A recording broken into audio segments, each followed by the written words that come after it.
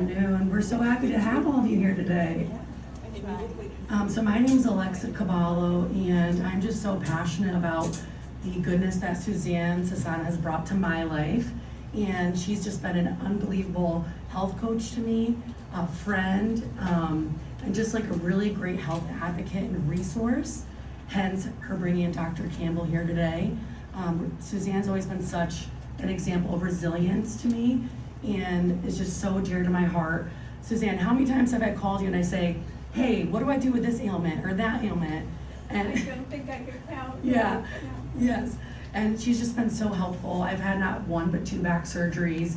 I've had so many different ailments, as we all do, and the way that I've been able to kind of handle the ups and downs of life, as resiliency as I have, it has been through Suzanne's guidance.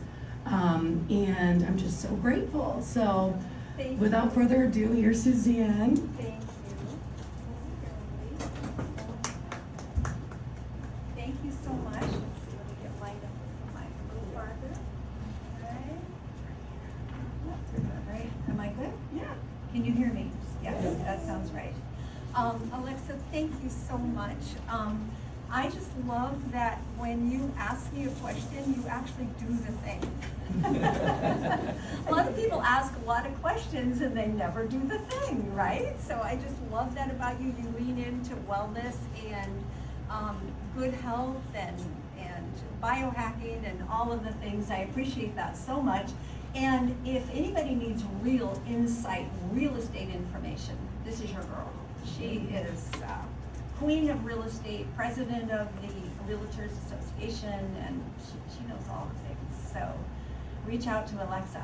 So I cannot thank you enough for taking time out of your busy life and day to be here. I am a health coach because I'm passionate and deeply believe in the body's ability to heal.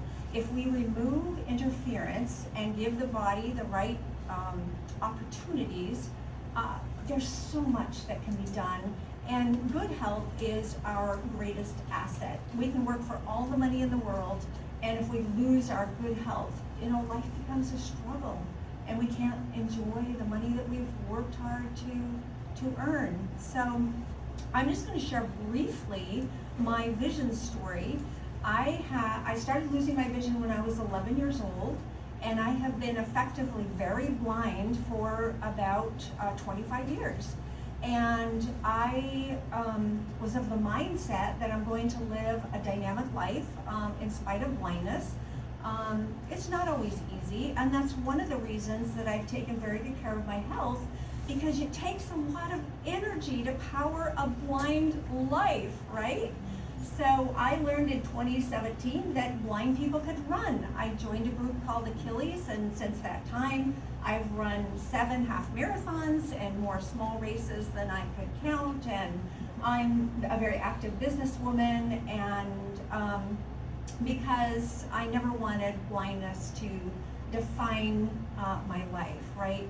So, but I accepted that I was blind because I was told by some of the best doctors in the country that there's no treatment for retinitis pigmentosa,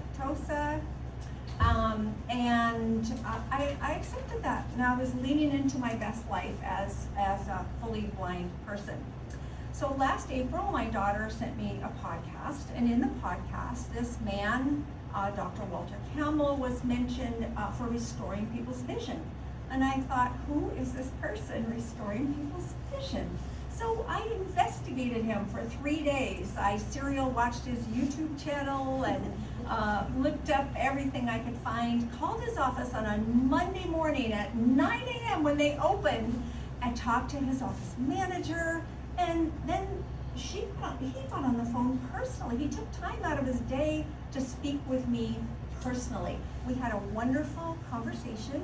And at the end of the conversation, he said, well, I think I can help you, maybe a little, maybe a lot. I booked an appointment. In 2 weeks, I was down there, and I stayed in a hotel for, it turned out to be 4 weeks, and treated with him every day. And literally every day, my vision got a little better. I started to be able to see my way around the hotel room. I was able to see the prints on the wall above the sofa. the lights around the pool. I couldn't see any of those things when I got there. And it's been an amazing journey. I have continued to experience improved vision since then. Dr. Campbell is helping many people with a variety of visual conditions, but not only that, with cognitive decline, with children on the spectrum, and just many other conditions. Dr. Campbell will tell you more about that, but I am so grateful and feel so privileged to introduce you to Dr. Walter Campbell, who has his PhD in Oriental and Chinese medicine, and he combines all of that ancient wisdom with the cutting edge of modern science. He is a brilliant man, and he just has a beautiful heart to serve humanity. So, Dr. Campbell, take it away.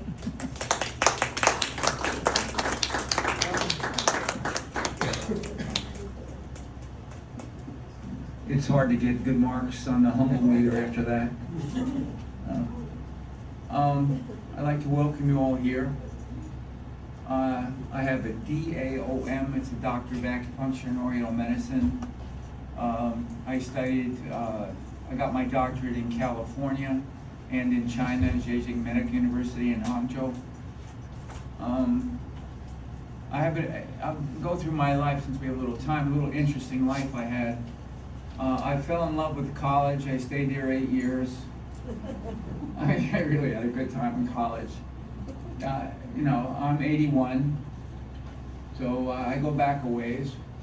Everything works and nothing hurts, so I consider myself lucky. But back in the day, I had bell-bottom blue jeans, work shirt, and a 12-string guitar on my back. And I worked in all these different labs. University of South Florida, Dr. Jeffrey Bitterman, he was the leading comparative psychologist in the world at that time. I worked in his lab. I worked with Dr. William Carr, University of Florida, on nuclear discharge in the streams. I did research with autistic children at Shands Teaching Hospital on learning methods to try to find gateways into their perception. I did a little studies with the collective colonial behavior of reef fish for the University of Miami. That was fun. I had a really good time.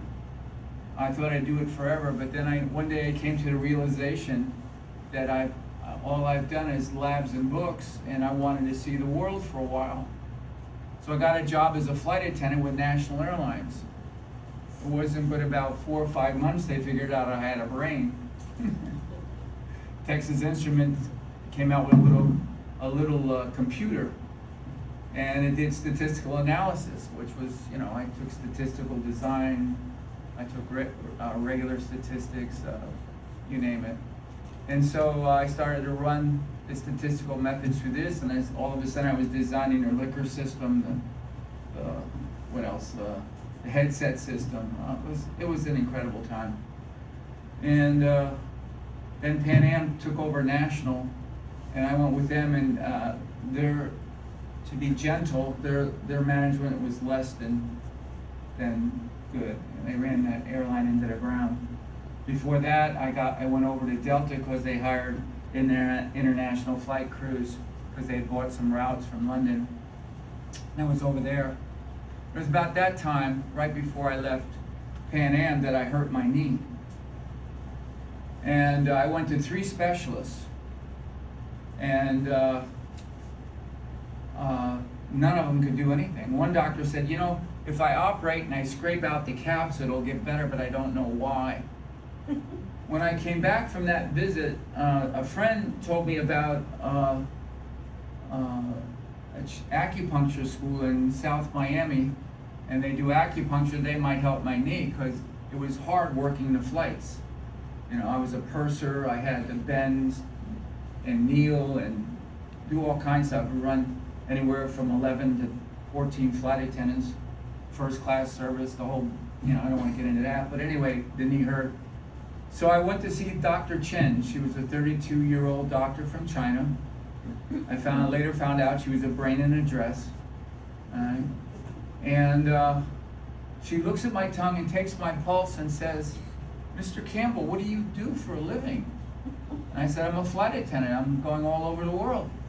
She says, "Well, you're very dry." He says, "Excuse me?" Says, "Your tongue looks like sandpaper and your pulse is barely there. And your skin is dry, I can tell." I said, "Yeah, well, those airplanes are dry." I later found out, I did my doctorate on it, and the airplanes are 23 times drier than the Sahara Desert.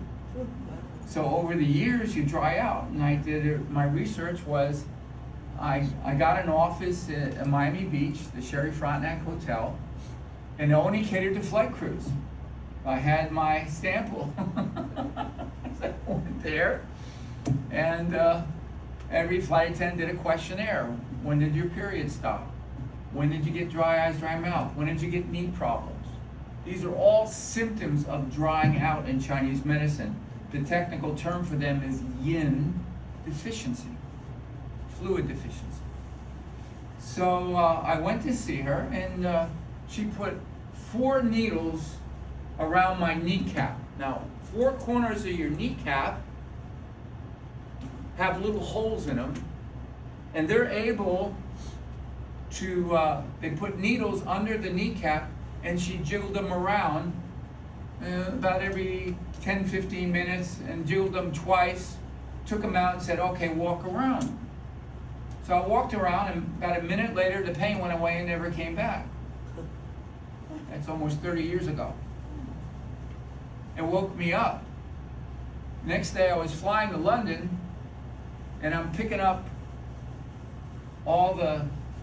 in first class, I'm picking up all the cups and saucers and dishes and stuff, and stuffing them in the carts. And I said, what am I doing with my life? They were paying me $85 an hour, flight hour. You know, it's hard to leave. So I figured a way to get a schedule where I would work weekends. I'd fly, go out Friday night, come back Sunday night. Just 24-hour layovers in London, Paris, Munich, wherever. And then I'd spend the rest of the week in school. So 8 years of college, 2 years to get my diplomat in Oriental medicine, another 2 years to get my master's, and in 2005, I was like 61, I went and got my doctorate.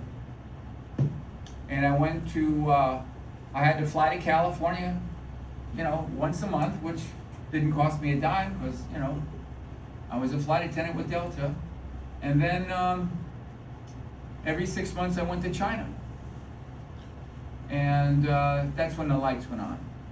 Because see, they're not bound by pre-prescribed stuff. I'd like to use a stronger word, but I'm trying to be professional here. All right? So I work with Dr. Chen.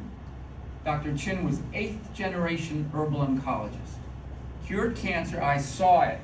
I went back every 6 months. I saw him cure cancer with herbs. Remarkable guy, remarkable man. And he looked at me and he says, and the university gave us our own personal translators because I don't speak Chinese. And he asked me a question, how old are you? 61. And he says, aren't you going to retire? I said, not anytime soon. So he says, well, what do you think cancer is? And I'm a big fan of Dr. Nicholas Gonzalez. If you boil it down, cancer is blood stasis. The blood doesn't move through a certain area. You're given stem cells in each organ. Let me give you an example. All right? In your colon, every 5 days you get a new lining in your colon. Brand new. And there's not lining cells that make that lining, they're stem cells. They're called trophoblastic cells. And they're given to you by your mother's placenta, which is kind of interesting. Anyway, so these cells regenerate every 5 days, just like your uterus. When you have a period, you shed your uterus. Those are stem cells doing it. Now, these stem cells have to be fed blood. They really want to be fed. So if your liver's congested, we'll get into this later, your heart pumps the blood into the intestine. From the intestine, the blood has to go through your liver, through the portal vein. On our American diet, most livers are pickled with garbage. And so the liver wants to filter the blood the first time through, so it slows the blood down. Wants to filter. So what happens? The blood backs up in the intestine. Right? So now you've got hemorrhoids. You're blowing up your veins like balloons. All right? And then you might get diverticulite because the muscles aren't strong enough to hold the bowel movement. When you press to go out, it gives way because it doesn't have enough blood flow to hold it up. These stem cells, when they're not fed, when you get a dry spot in your intestine, will try to grow into a blood supply. And we call that a polyp. Now, if that polyp still stays blood stagnant or shortage, it will become a tumor. Woman's breast, fibrocystic breasts, dense breast tissue. We'll get into that later, but it's the same thing, stagnation. All right, it usually occurs with the milk glands, all right, and they get excited for your period, trying to get you ready for pregnancy, and if they don't get enough blood supply, they'll harden, and there's a way they harden. I'll get into that later. All right, so anyway, so I'm with Dr. Chin, and I explained that to him, and he says yes, through the translator, of course. Cancers are caused by blood stasis. The blood does not nourish the organ properly, or it's loaded with toxins, and that we'll get into that later too. So he takes me out to lunch. So funny. You know, there's nine of us from all over the world. Norway, Russia, even Saudi Arabia, all these guys, plus some people from my school in San Jose, 5 branches. So he takes me out to lunch. We stop at a ginseng store, and the ginseng some of the ginseng's over 500 years old, and he shows me how to look for the rings to make sure it's wild ginseng, because that's the strongest. And ginseng is a big deal in China because it's the only thing that revives your vital forces. All right, so after that, we go to lunch. He tells me what he thinks cancer is. We go back, and there's a big table there. Dr. Chin sits here, the patient sits here, and there's 3 doctors that are studying under him here, taking notes, and about 3 nurses that run around and do them. By the way, every doctor I studied with, without exception, there's about 10, all right, without exception, had green tea at his desk every time I was there.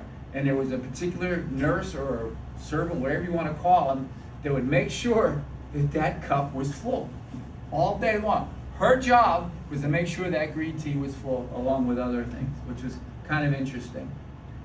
And green tea does help. It has the polyphenols that help you fight disease and neutralize toxins, raises your liver function. It's pretty good stuff. Anyway, so we come back from dinner, and it's even funnier. See, these other guys who were studying, how come he took you to lunch? I don't know. So then the table next to the patient are 2 empty spots. So he gets me out of the peanut gallery, he sits me down, and then my translator is next to me, and then they give me a cup of tea. And he's sitting there waiting, and the translator says he's waiting for you to taste the tea. I taste the tea, it's good. He says, okay, now we can start. But it's pretty interesting. That was the first time I was there. And the woman that was next to me started crying that she had been through chemo and radiation. She had ovarian cancer that spread throughout her abdomen, and none of it worked, and they told her to get her affairs in order, and she only had 3 months. She had 2 children, which was kind of rare at the time because they only had 1 child thing, but she had 2 kids. And he says, I think we can help you. Don't worry. It's all going through my translator. So I come back 6 months later, and who's the first patient again? She is. She got her weight back, her color back. She looks healthy as before. She was really incredibly deficient. So it gets really cool. So she asked him in Chinese, and of course my translator is telling me this stuff, that she just got her PET scan and she's completely cancer-free. And she's crying. And I'm asking my translator, why is she crying? Now you have to understand, this is the poor man's clinic in China, okay? Everybody paid $2.32 to see Dr. Chen for 10 minutes. And they're lined up outside, up the stairwell, around the room like this. It was about the size of this room. They're all on the wall, right? And they're all listening. Everybody hears everybody's case. There's no, none of that stuff we have here. Anyway, so she asked him, she says, all the other doctors couldn't fix me. And then you fixed me in 6 months. What is it you know that they didn't know?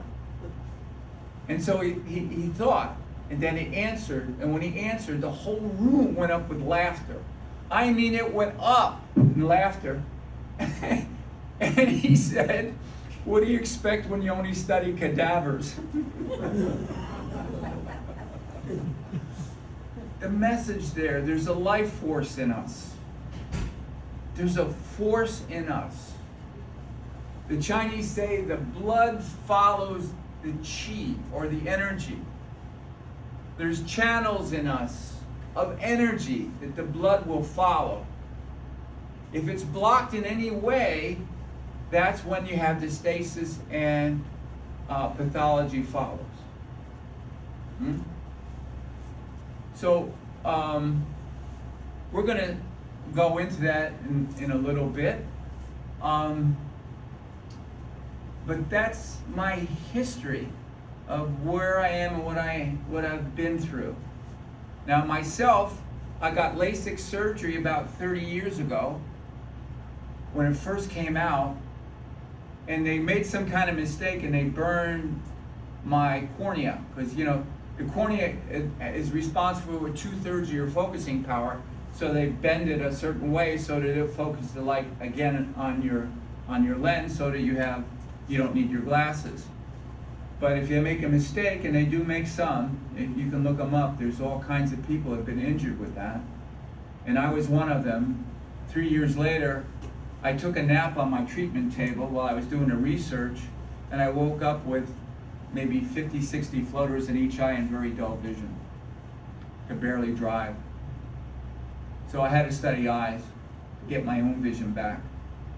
So I got it all back, and then the laser burned my lenses, so I had to have the lenses changed because they were, over time, they oxidized, and I got the new lenses and I'm fine now.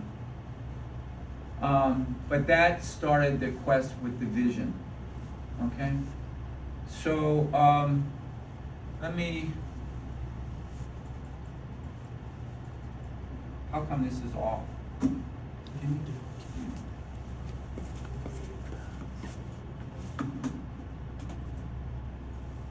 What happened? Did I trip on that? Yeah, sorry, I just went to sleep for a moment. There you go. Okay, where's my glass?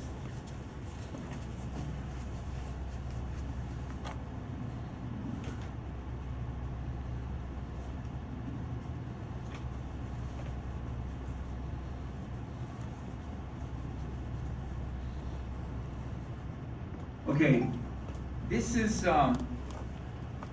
a gentleman that came to me about 10 years ago. Macular degeneration and glaucoma. And we first started to use this WIT machine.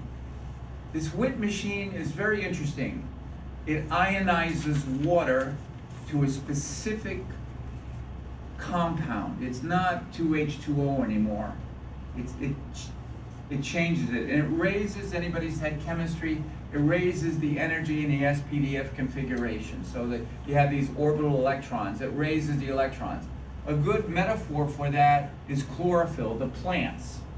The sunlight hits the magnesium atom in the chlorophyll, the electrons spread out, and at night they come back down and they give off the energy, and your body, your chlorophyll, splits the water molecule and attaches it to CO2 so that it makes C6H12O6, which is sugar. This is how it works.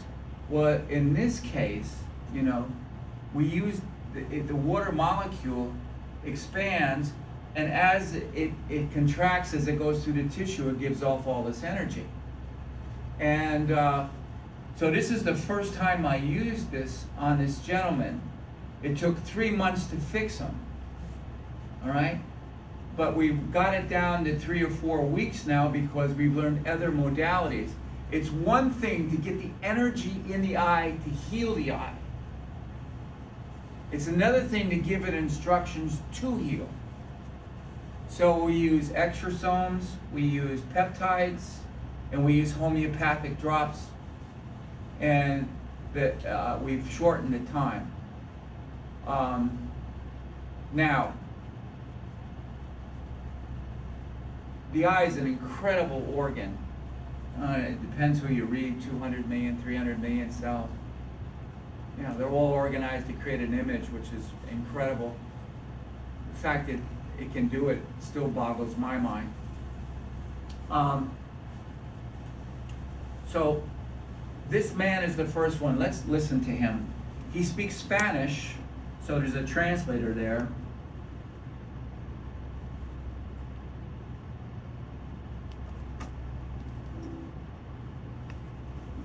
This is Ruben Martinez. He's been a patient of mine for 3 months now. He came in with some macular degeneration and glaucoma. Could barely see at night and almost not see in the daytime. So Mr. Ruben only speaks Spanish, so my assistant here, Angela, is going to translate for us. Okay, Angela, ask him what his vision was like before and translate back, please. Lo que quiere saber es que cómo era su vista antes de venir acá. La vista en sí era muy pésima.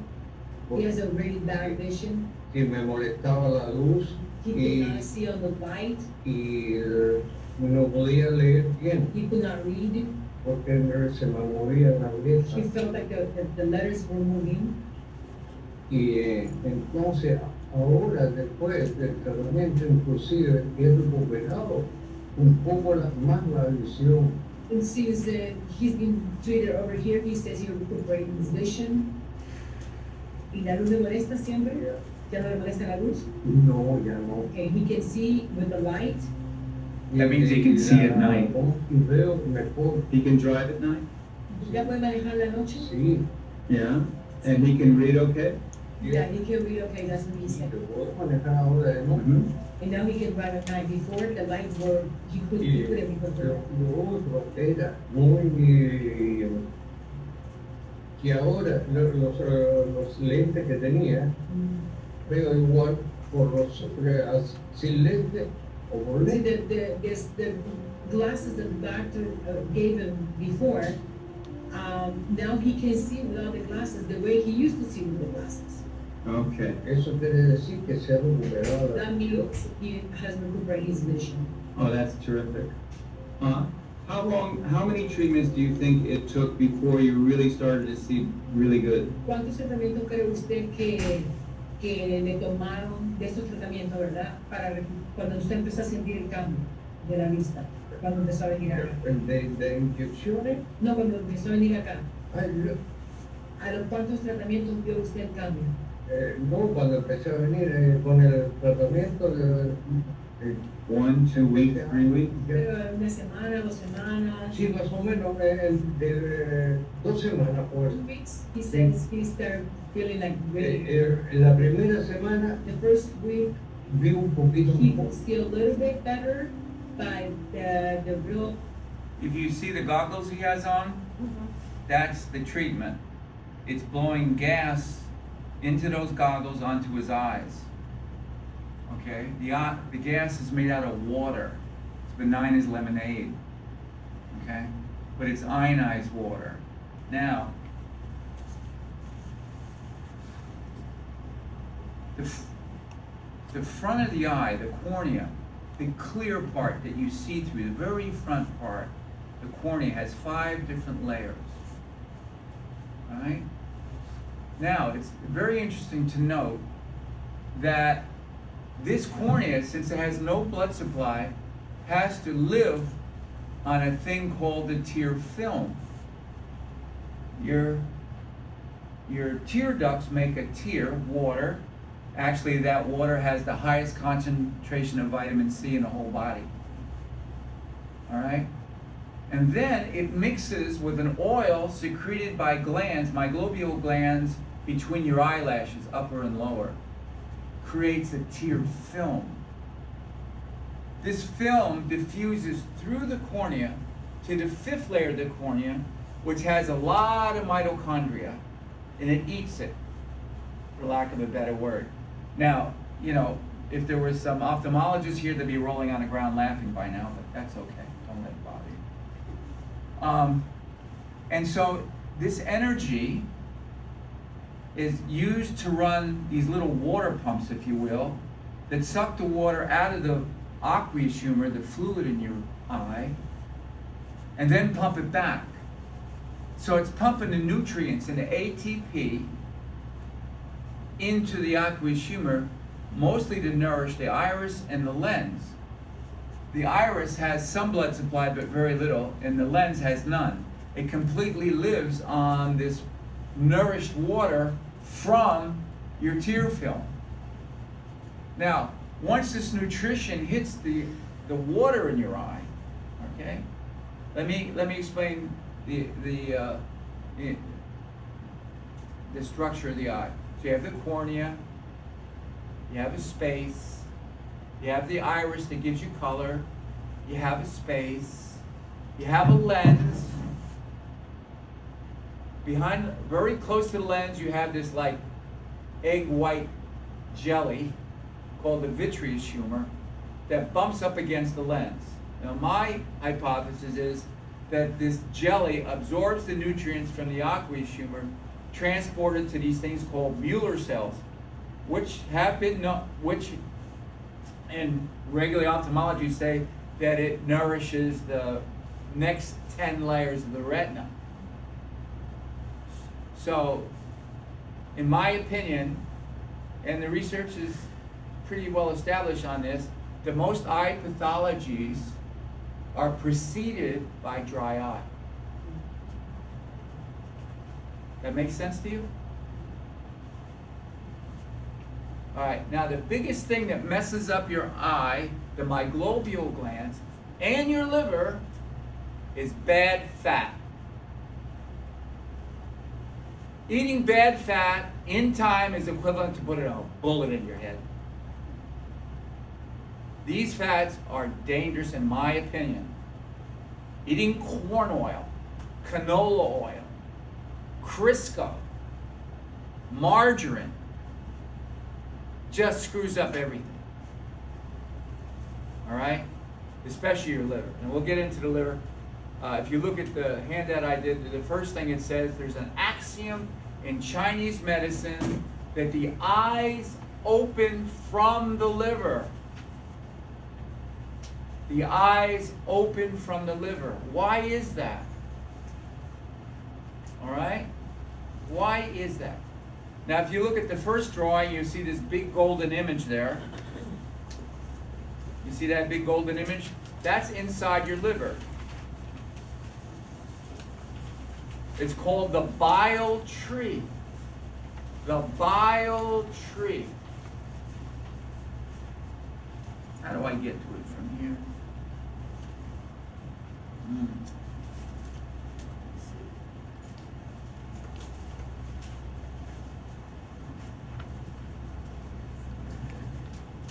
There it is. See it?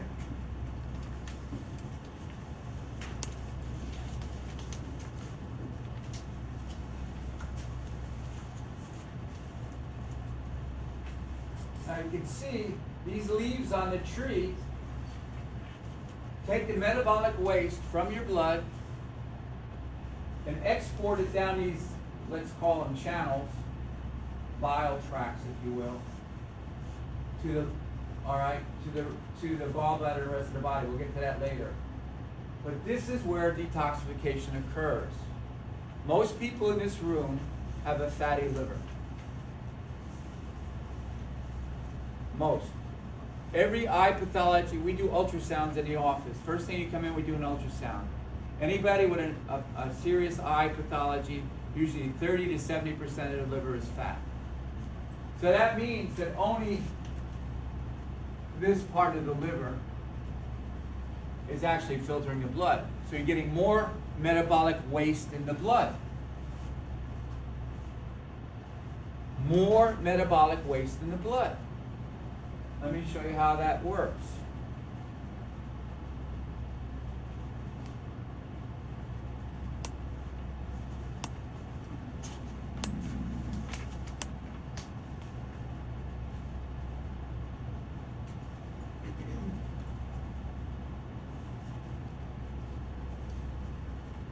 All right, so that bile tract, can you see that screen thing? Okay. So you see, here's the liver here. Comes out the liver. Then it's stored in the gallbladder. How many people here are missing a gallbladder? All right, so you're going to be really happy by the time you leave here. All right. All right, so the gallbladder stores the bile. And here's your stomach here. You churn the food. This is really cool. You churn the food with acid and pepsin. Acid breaks down the molecular bonds. The pepsin breaks down proteins. But it's not well known. There's also, in the stomach, gastric lipase that breaks down fat. But it doesn't work yet. But even when you chew a little piece of meat, 60% fat or whatever, you chew it, underneath your tongue are lipase glands that make lipase, but it doesn't work yet.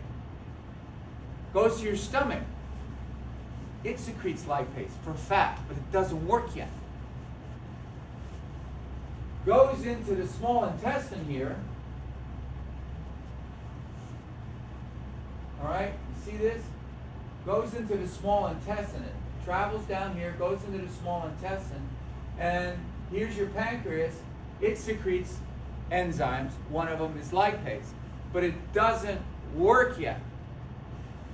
Digestion of fat is completely different than any other digestion in the body. Totally different. So what happens? So now the stomach brings down the food. It's called chyme at this point. And it triggers this door called the common duct to open. And now the gallbladder puts the bile. Now the bile holds the metabolic waste. It won't let it reabsorb in the small intestine. But its third thing it does, first thing it takes the metabolic waste, carries the waste. And then it also emulsifies fat, breaks down fat.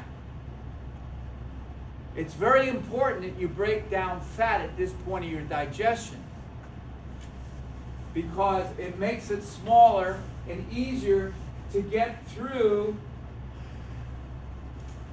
the wall here in the small intestine. Now the proteins, the carbs, and the starches go through that wall and they immediately go into the blood supply through the capillary beds. They're immediately put in the blood. All right? Not the fat.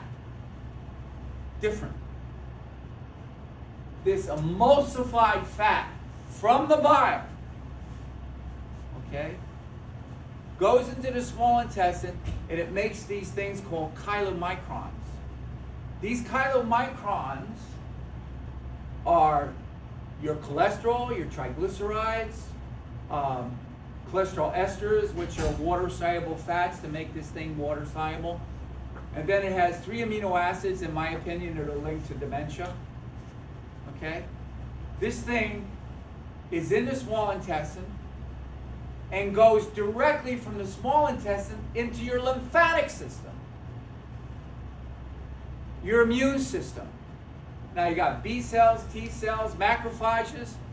In my opinion, that's what they're living off of in your lymph fluid. Depends who you read. The average is 8 times more lymph fluid in your body than blood. It's a big deal.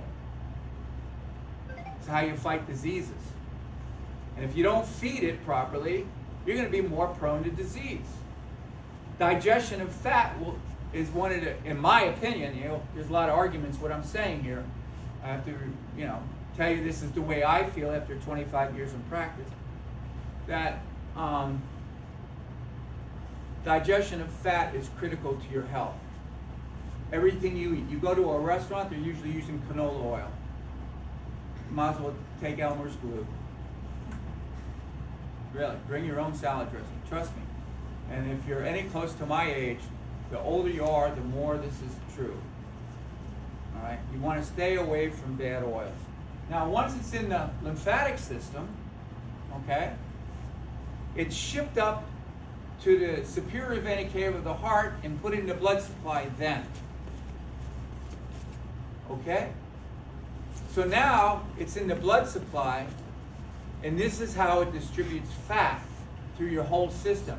And it's the only fat that can get through the blood cell. Through the blood cell too, but can get through any of the cell membranes in your whole body. This is the way you digest fat. And if you're missing your gallbladder, you need to take bile salts with your meal and you'll be fine. All right? You have to break down that fat in that first stage. Now, how does that affect the eyes? All right? How does that affect the eyes or anything else? This has serious implications when you clog up the liver. All right? So, when you have bad fat in your liver, fatty liver, I'll get a 12-year-old kid that has oatmeal every day. Oatmeal every day. The highest concentration of Roundup and glyphosate is in oatmeal. It kills the glutathione production in your liver and hardens your liver. So here we have non-alcoholic fatty liver in a 12-year-old because he ate oatmeal every day. Now his mother gave him Crisco pies, and they wonder why the kids are sick. 54% of the kids are sick. Kennedy is fighting a war that I don't know if he can win it. God bless him for trying. But kids today are sick, A, because of the food they eat, and B, because of the drugs they're given. I'll just leave it at that. All right, so now you have the liver. Let me get into this next one here. This will help.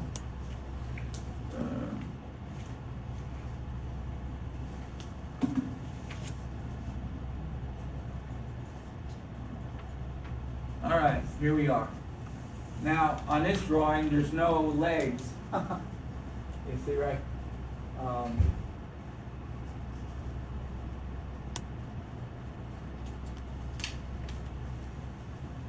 right, right here, you have some very badly drawn legs down here. See that? There should be legs here. Now, why is that? Now, you can see the liver here. The liver here, if you have a really good liver, it's delivering 30% of the blood to the heart. 30%. As your liver gets congested with bad fat and other metabolic waste that you consume every day, it slows down the blood supply. The liver wants to filter the blood on the first pass, so it slows it down. There's some serious ramifications for that. All right? So here, look at this. So the heart here gets the blood from the inferior vena cava, from the liver, mostly from the liver, from the kidneys, and those badly drawn legs that you have there. So it gets the blood from 3 places. As the liver congests up, the heart will pull more blood from the kidneys and the legs than it can replace. Now there's blood that's the extra blood that's being pushed through this bottom half here is unfiltered by the liver. It's unfiltered by the liver. You're getting more metabolic waste clogging the system. So what happens to your legs and kidneys when you don't get enough blood and it's got more metabolic waste? You start having foot problems because it stores in the feet. You start having night cramps. You start having skin problems. All right? Because it's metabolic waste. It depends on what your history is, but if you get it in the skin, you're going to have rashes. So now you got this metabolic waste. Now, let's go back to the eyes. All right? The eyes have 10 layers. The outside is the water balloon that holds the eye, called the sclera. The very next layer in is circulation, the arteries and veins and the choroid of the eye. Now, this is really cool stuff. They're like roller coasters. The arteries are like roller coasters with little holes in them. The holes are so small that the blood cells keep on going through. The oxygen and the nutrients go through those little holes, but they will plug up really easy with bad fat and metabolic waste. So you combine that, okay, with dry eyes, what do you got?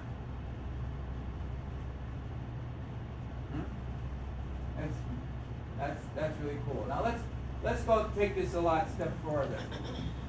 Okay, so you're getting more metabolic waste in your blood. So here, the blood is drawn. Now the superior vena cava, that's from your head, your shoulders, your heart, and your lungs. Right? The blood comes here, but the heart now gets the blood, the filtered blood, supposedly by the kidneys and from the leg, and then it pushes it in the lungs. We have a lot of kids with asthma problems. You're getting them bad fat and bad sugar every day and bad stuff. This metabolic waste winds up in the blood going to the lungs. So we have a lot of asthma problems today. In my opinion, one of the biggest contributing factors, it's not the only factor, it's the biggest contributing factor to asthma. You have a kid with asthma, clean up his liver and watch the miracle happen. In most cases, not everyone. So now the blood goes from the lungs back to the heart. So the heart pushes it into the lungs, sucks it out of the lungs. Now what does the heart do with it? Well, let's say it pushes it into the stomach. All right? So the heart pushes this blood into the stomach. And then from the stomach, it can only go one place, to the liver, the portal vein system. What happens if your liver is congested and it slows the blood supply to your stomach? You cannot, I want to sleep on me. What happens to the stomach when those two valves on your stomach, one lets food in, the other one lets food out, when they don't get fed? They can't tighten like they should, and now you have heartburn, acid reflux. Is there anything wrong with your stomach? No. You're not feeding it. So taking this stuff to decrease your stomach acid is ludicrous, in my opinion. If you get it early enough and you don't burn the esophagus, so walk in a park, you detox your liver, all this goes away. All right, so now that and you can see this in women. Let's do this little side check with women, since most of the audience is women. It's usually the case. I was always in a sea of estrogen, as it is.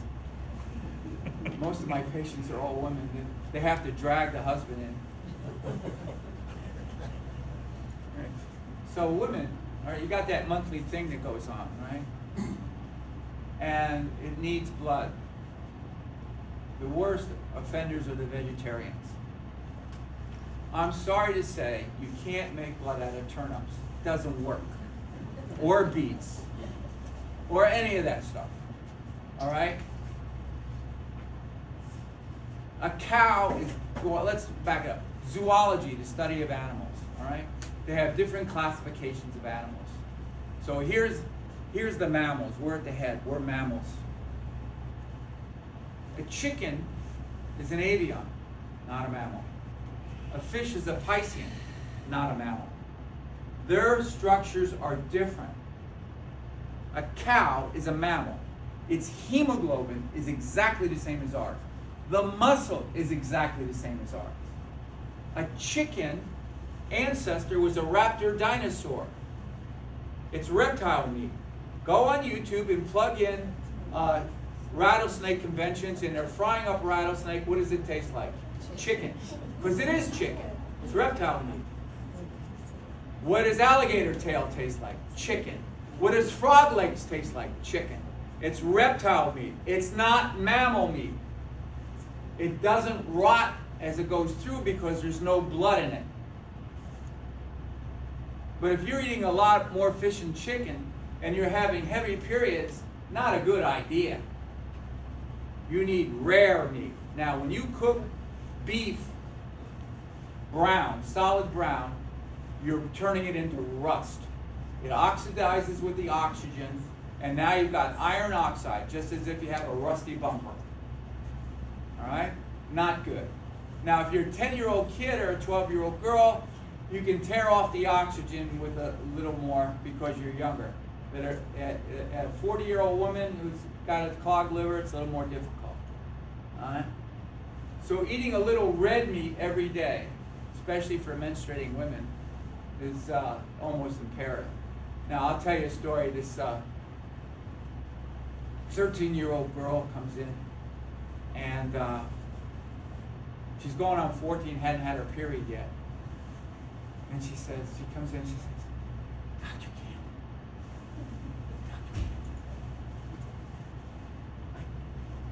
my mother's upset. I don't have my period yet. And I don't know. She says, I don't eat meat. I found out when I was 9 they kill animals. And I can't eat an animal. They kill them. And I get tired at the end of the day. I don't know. So, okay, just take these pills. Don't look at them. Take 5 at breakfast and 5 at dinner. Come back in 5 weeks. Let me know how you are. Comes in 5 weeks. Well, actually, it was about 8 weeks later, 2 months later. Goes, hi, Dr. Campbell. Oh, I'm fine now. What are in those pills?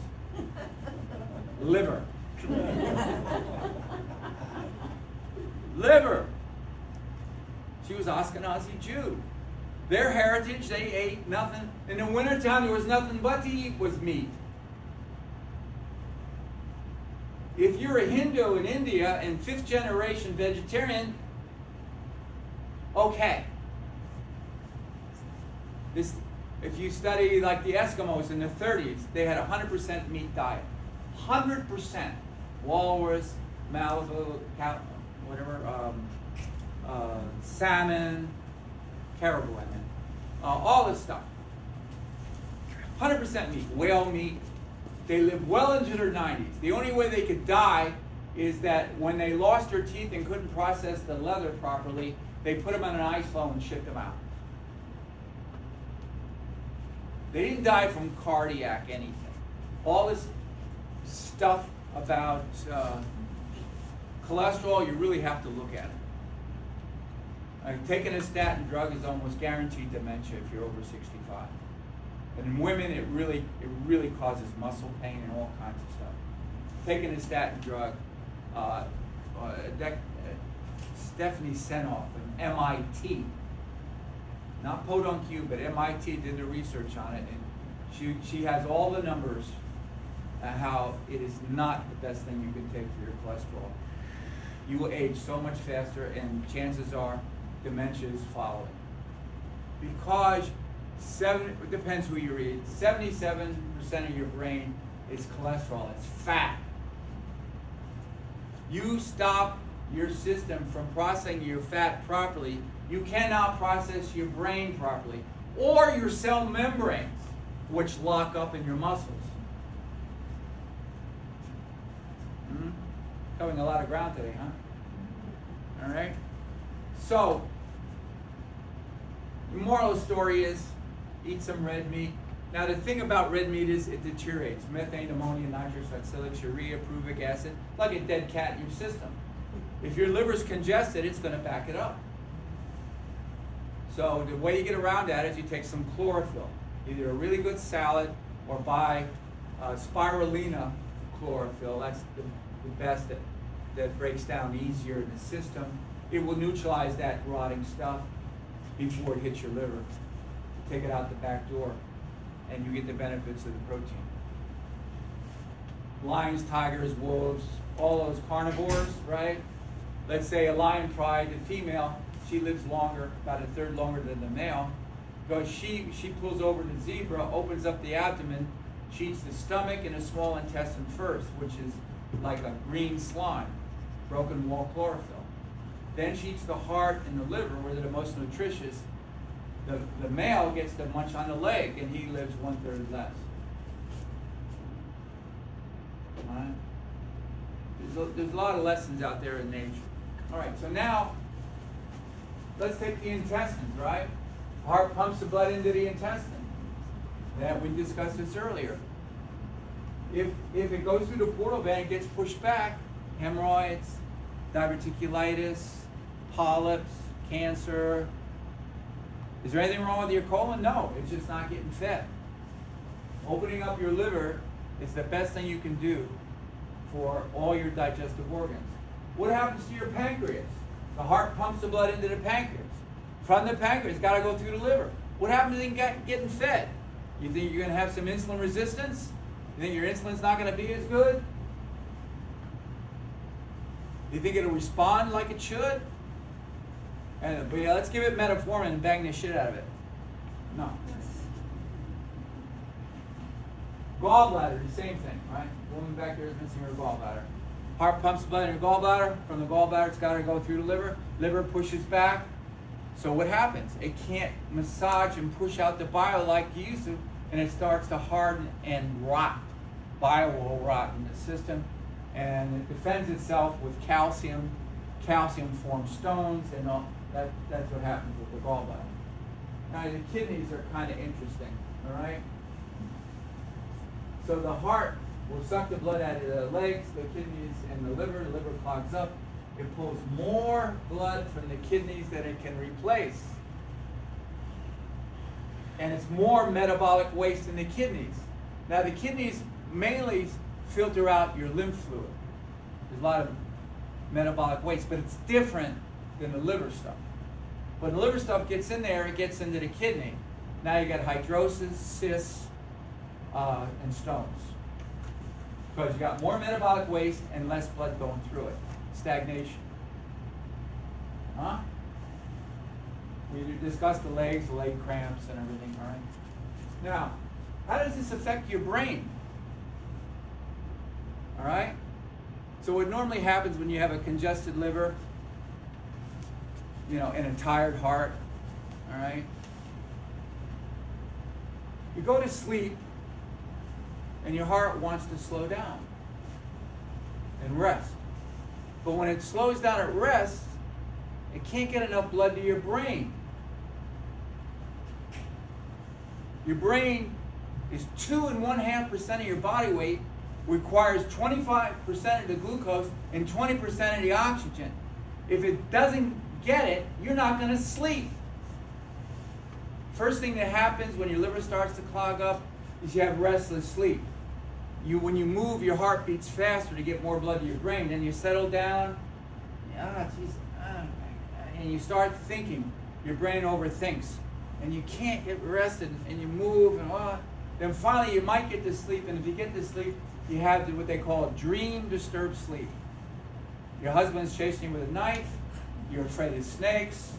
Your brain is designing a dream to scare the shit out of you to get your heart beating faster while you sleep. And it knows you better than anybody.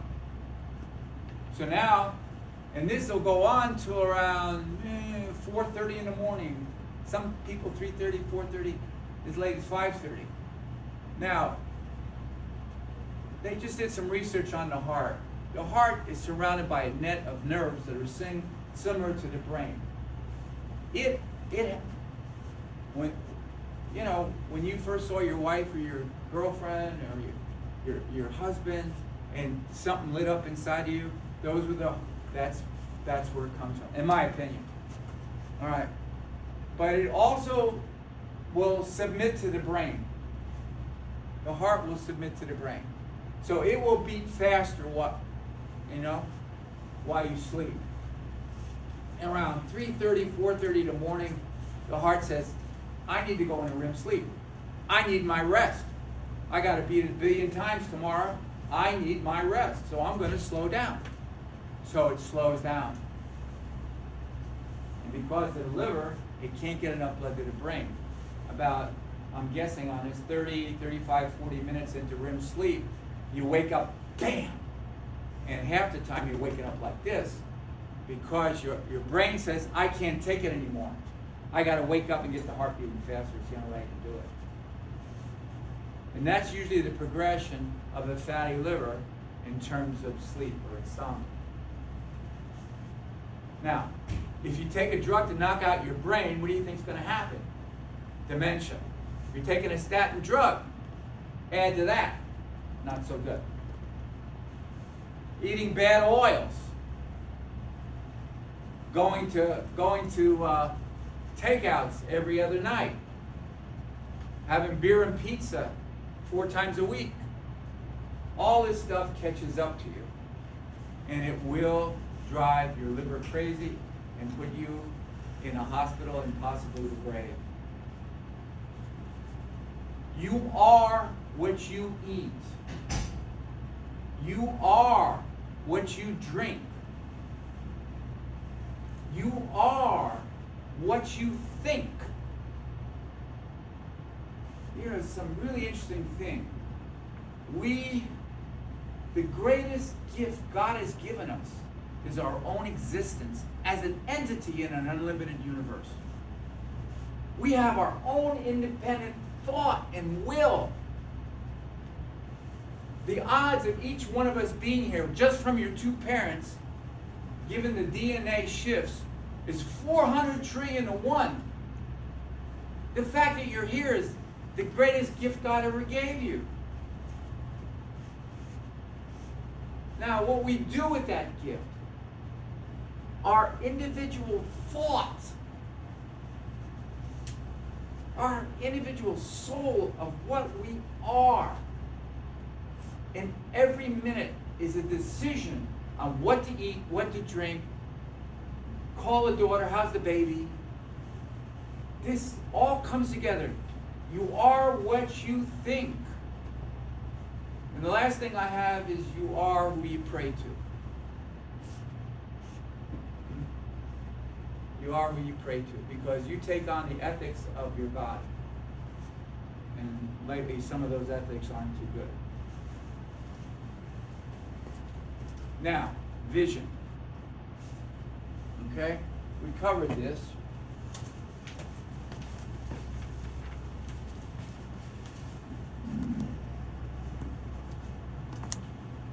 All right.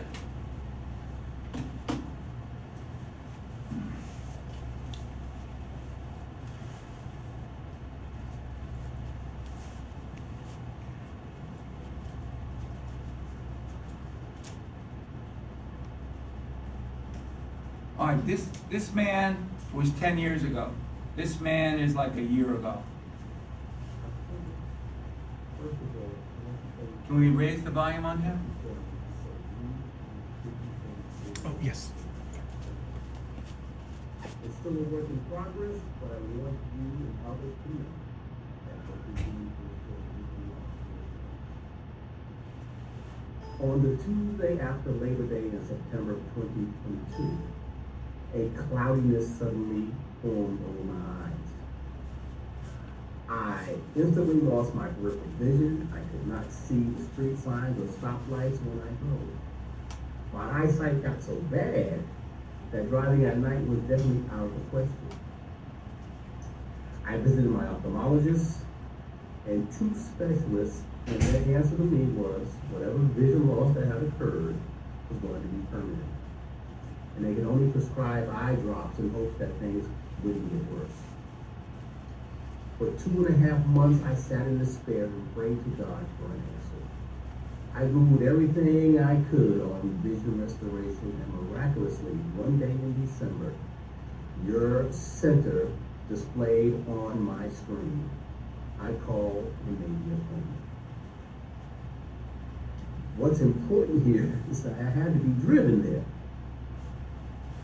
After just one session, I could see well enough to drive so I could get to my remaining treatments.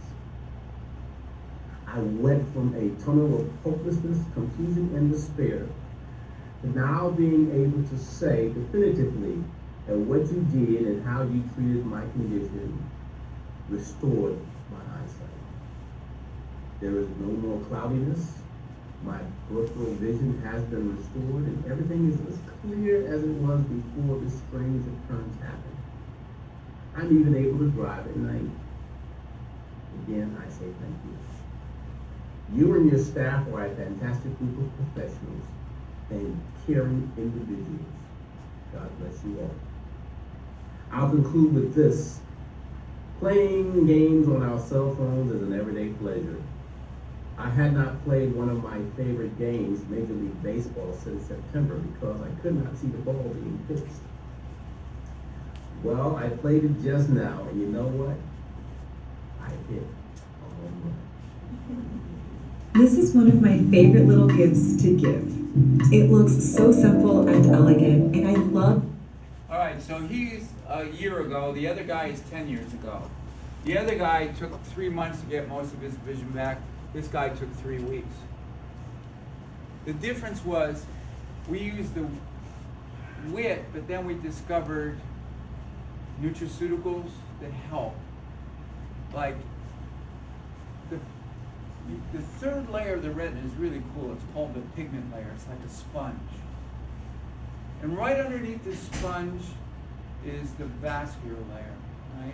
And it connects, and the nutrients diffuse through this thing called the Bowman's layer, and then into the pigment layer, and then the rods and cones, like your teeth and your gums, get their nutrients by diffusion, not by little arteries. So the health of that pigment layer is a big deal. The best thing you can do for that pigment layer is krill oil, it has astaxanthin in it, and purple berries. All right? Blueberries, bilberries. You can buy those pills that really help. Nothing works so much in preserving your vision than taking care of that pigment layer. Now we have an exosome that we use to recondition that pigment layer. It revitalizes it to reconnect with the rods and cones and the choroid, the vascular layer underneath. But again, all this would take light years longer if we didn't provide the energy for it to heal itself by using that gas on the eyes, the WIT ionization treatments. So that's a pretty good deal. Now, I'm going to show you some other things that we do. This one man came to us in a wheelchair. You know, when you sit in a wheelchair too long, your brain forgets where your legs are. So we gave him some acupuncture. We have him breathe this gas, and we did some cupping. They call it sliding cups and massage. One of my assistants, Michael Florin, one of the greatest herbalists on the planet. He also has Reiki and does incredible massage this guy for an hour after we gave him the gas, and then I did the acupuncture to remind his brain where his feet are, and you'll see the results.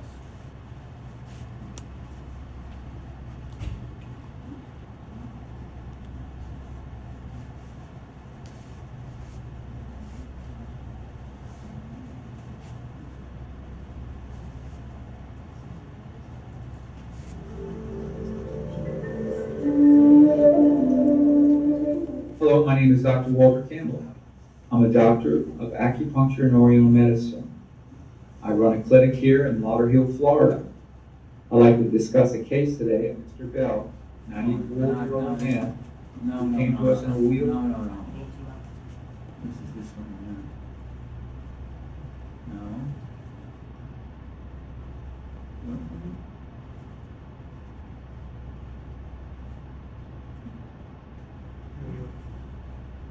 I'm looking for,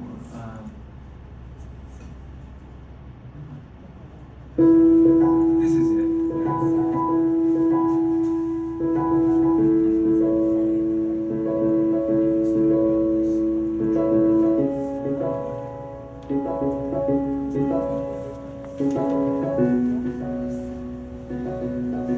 That's the way he came in a wheelchair. This is him 3 hours later. This is the old office. That's the wind machine right there. We have a much bigger modern office now.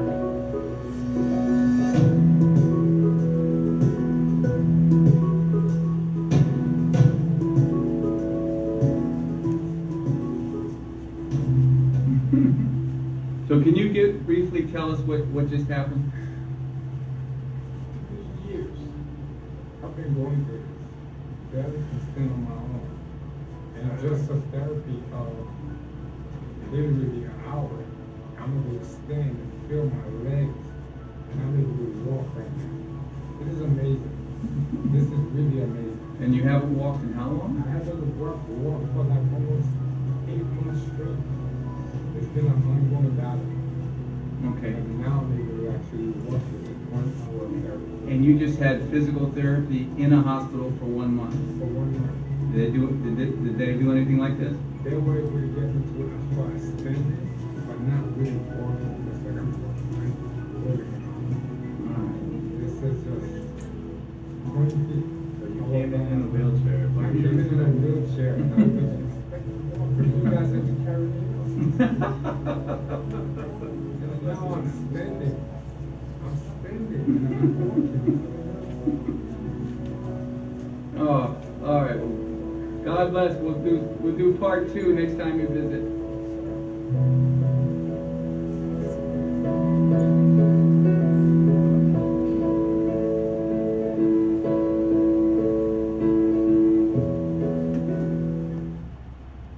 So there, that just shows you what a little acupuncture will do for you.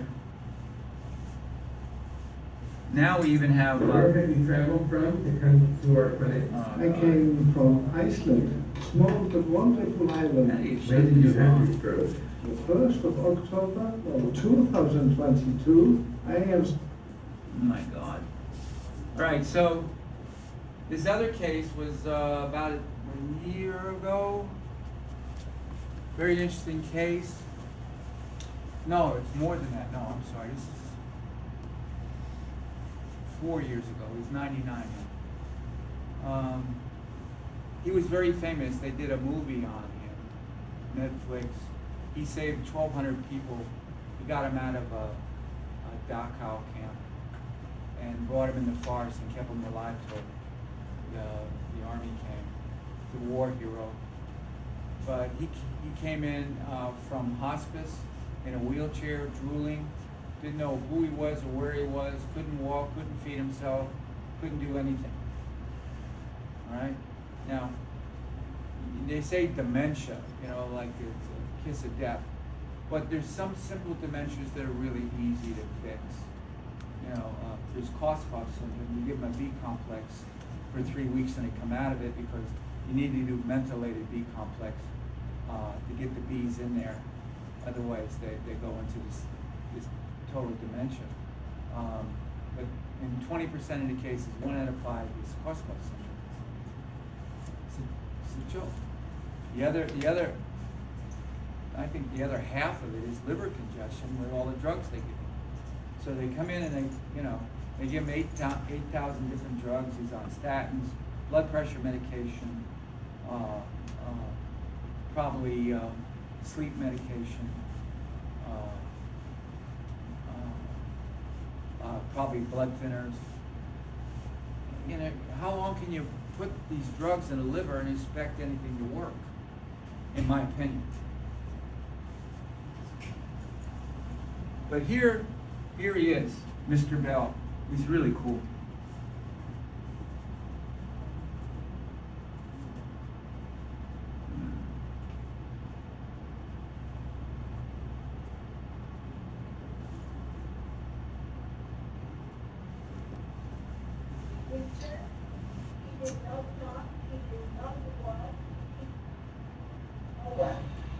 Thank you. 2 months with Dr. Campbell. Dr. Campbell, in winter, he did not talk, he did not walk, he did not recognize no one. This is our new office. Thank you. 2 4 months years with ago. Dr. Campbell. My husband walking, talking, happy, he eats himself. He does everything himself because he cannot do anything himself. That's thanks to Dr. Campbell. My husband is what he is right now. The best what he was before he gets sick. Can you share some of his past experience? They did a special on Netflix on it, didn't they? What was that about? Yes, that was about, he's a Holocaust survivor. He's one of the PhD players. Was making movie about him, Defiance. And he's a very strong man, but the sickness what he has put him on his knee. Now Dr. Campbell make him again strong. The movie Defiance is, he said, saved 1,200 people in the forest during the Holocaust. That's terrific. Well, thank you so much for sharing that. And can he stand up, please? Get up. Go ahead. All right. How Now, walk around. Walk around. He came in a wheelchair, right? Yes. And the hospital sent him home to literally die. He said, I have it. I have it. Oh, come on. Oh, yeah. Let's try.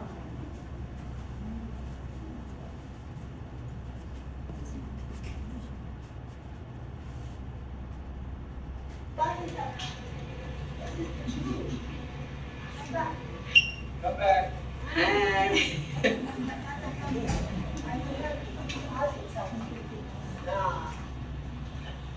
Two months ago, he was sent from the hospital with hospice care. He gonna leave only 2 weeks up to 1 month. And we already 2 months after he come home and he's still healthy and working. Well, that's great. Yeah. Well, God bless. We hope to see you soon. We'll continue Dr. his care. Campbell, thank you from my bottom of my heart. Oh, God.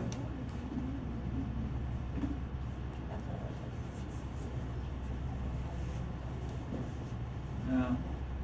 Anyway, bottom of my heart, thank you. But I also helped her. She had back pain. We got rid of that for her after lifting them all over the place for years.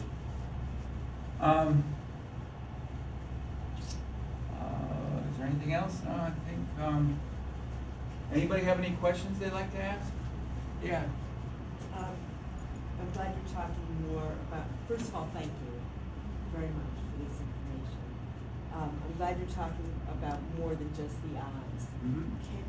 Suzanne is a friend of mine, Mm-hmm. and she told me that you also, you work with neurodegenerative diseases. Yes. And work with Parkinson's. Yes. Do you mind speaking to that today? Okay, so A little bit? Parkinson's is an interesting disease in Chinese medicine. It's an interesting question. The Chinese call it liver wind. The brain isn't getting fed like it should. Now, what was the point? There's a Dr. Rick Spanogel, Sponaugle, Dr. Rick Spanogel, who did the pioneering research on this. He had a lab in west coast of Florida where he just did IVs. And in Parkinson's, there's like with MS and Lyme and a couple others, there's a biofilm in the brain. In Chinese, there's 5 different types of phlegm. phlegm on the brain. Phlegm misting the mind is another thing that Parkinson's is listed at. Reducing the phlegm in the brain, which we can do. All right. But Rick had a really good way of doing it, and if you look on his YouTube, you can see 42 documented cases with multiple sclerosis in 3 months walk around like a jackrabbit. He got it, and they neglected his work. Basically, he was using phosphatidylcholine as an emollient. Phosphatidylcholine is a bilipid molecule that makes oil water soluble. I use it in my skin oils. If you want to call the office and order a skin oil, it's got phosphatidylcholine. It makes the other oils water soluble. Plus, I add 42 Chinese herbs to nourish the skin, hydrate the skin, increase micro blood circulation in the skin. It really works well. Anyway, so he put the phosphatidylcholine, and then one arm was the phosphatidylcholine, about 500 milligrams, and then in the right arm he put glutathione. Now glutathione, as the biofilm melts, it gives off a toxin, and if you don't give the glutathione, the toxin will create havoc in the brain and exacerbate symptoms beyond you able to believe. When he did it, he had his own critical care unit at his place in case somebody went in AFib. So he was very successful at that. So now, in some cases we do IVs. We have the MD with us, working with us. We'll do the IV there in a very general case. But Quicksilver came out with a new product a few months ago, which is phosphatidylcholine with glutathione. And it works fairly well as a supplement. You put a squirt or two underneath your tongue morning and night, or a teaspoon underneath your tongue morning and night. It really helps that. The other thing, again, is detoxing the liver, because the way it got there is bad liver, in my opinion. If you ultrasound all these dementia patients, and Parkinson's, and multiple sclerosis patients, you're going to see something wrong with the liver. Now, the Western medicine uses blood work, AST, ALT levels. Now, these enzymes are released by the liver when the liver cells die. But you can have a completely fatty liver and your AST and ALT are within normal limits. And so that's what throws them off, really, I think, personal opinion.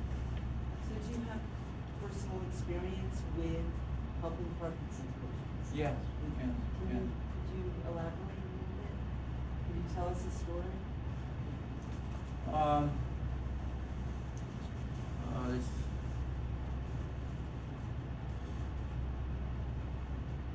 This old man comes in, he's shaking like a leaf, and we did two things with him. We put him in, I have a hyperbaric chamber, so we gave him 50 grams of C, 1 gram of glutathione, and a Myers cocktail, plus mentholated B complex,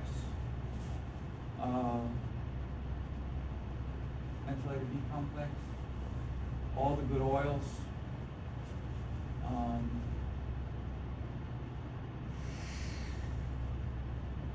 and acupuncture. And also cupping helps. We have these sliding cups that help. It took 4 months. We got him to where he stopped shaking. He was livable. He could control his bowels again and all that kind of stuff.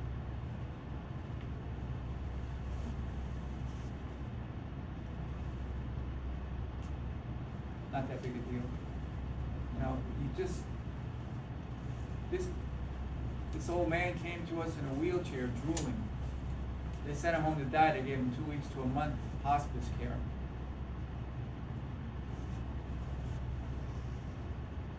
Really?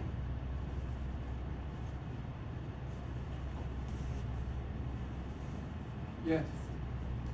There's a lot of research now about reversing cognitive decline and kind of looking at the stuff that's going on in the brain with Alzheimer's and dementia, lifestyle shift, diet, it just seems like it's all just scratching the surface and we're at the beginning of that, so I just wonder what your take is on that, especially for somebody that has both genes that are putting Alzheimer's. Well, genes is, I believe more in epigenetics than I believe in genetic structure, proclivities. You have a gene for this and a gene for that. But the thing that triggers that gene is an environmental pressure. If you isolate those pressures, you can relieve the problem. Most of the time, it's just metabolic waste circulating through the system that doesn't belong there. You have these Diet Coke freaks, aspartame. The research on it is massive, compulsive now. Don't take it; it causes brain rot.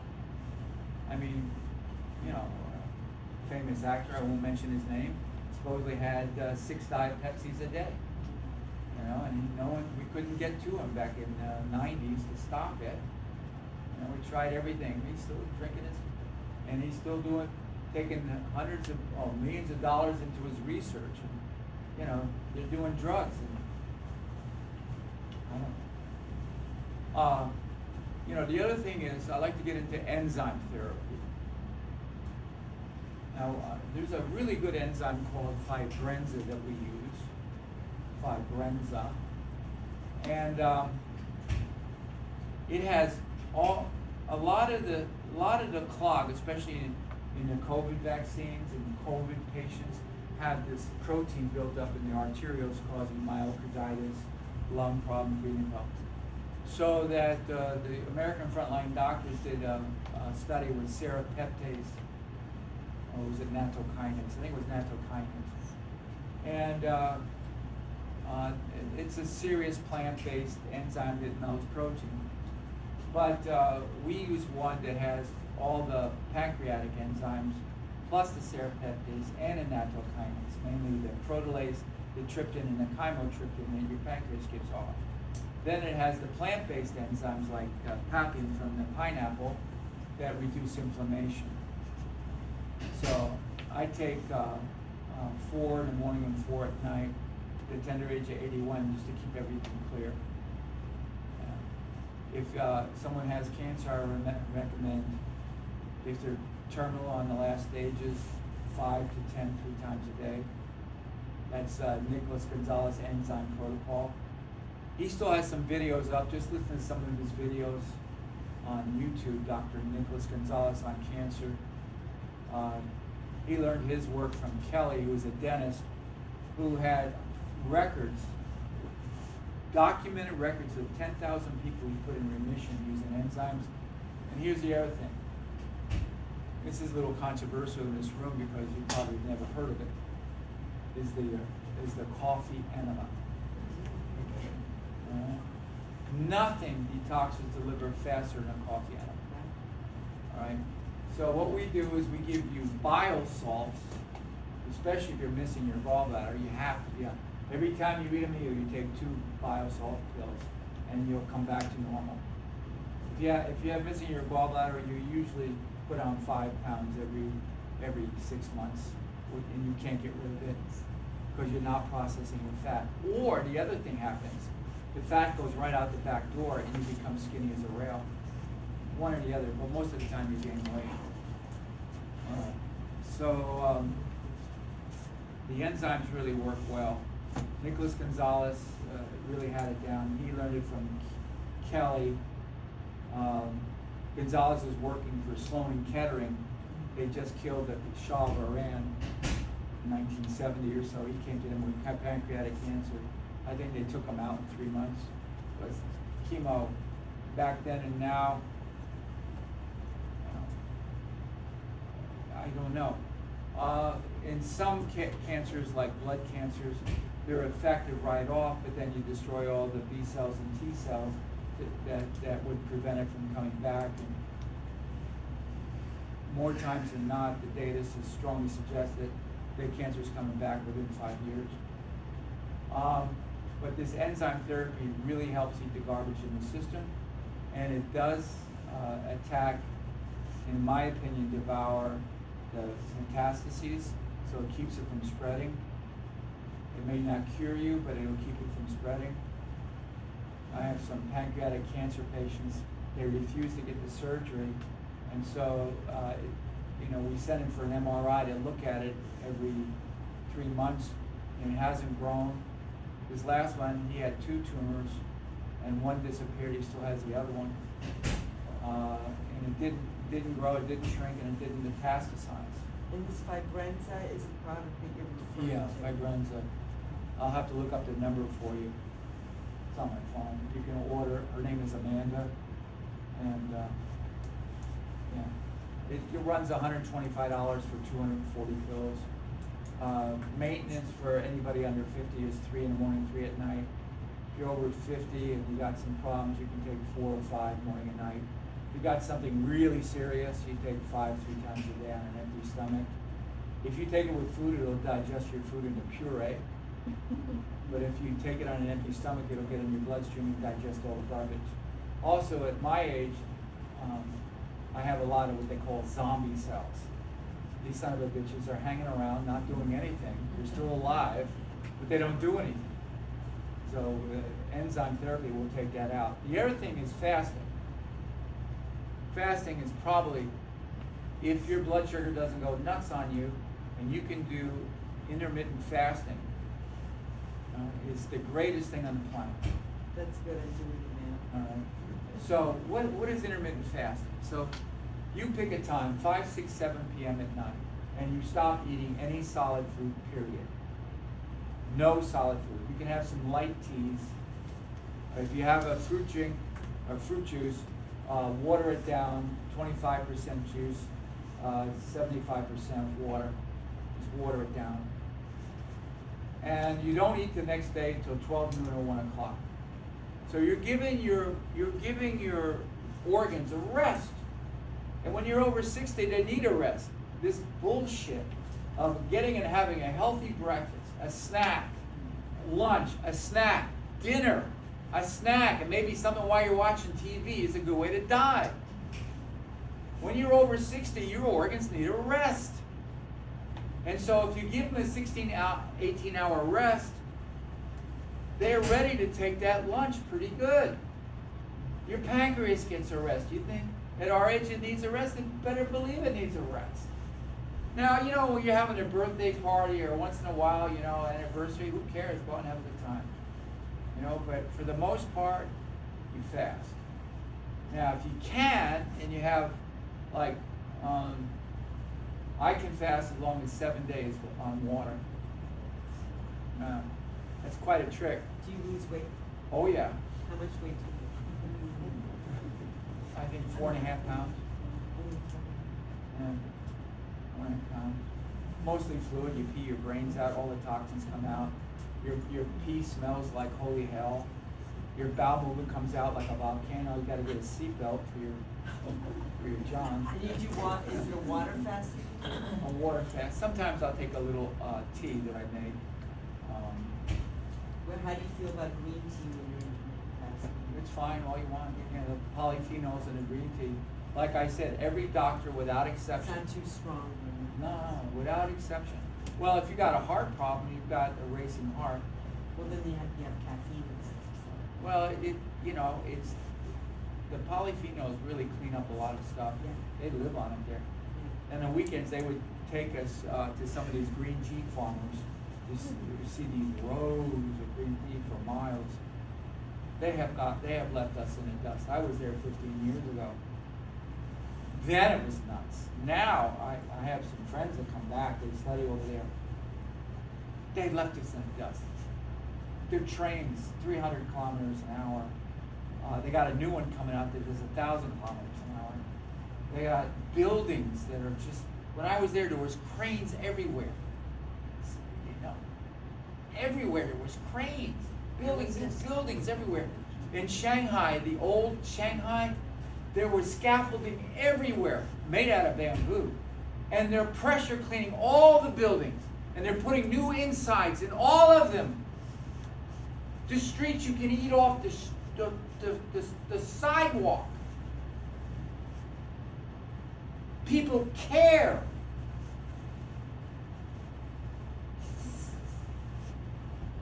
We have lost our track. We've spent trillions of dollars on wars and shit instead of investing in our own. I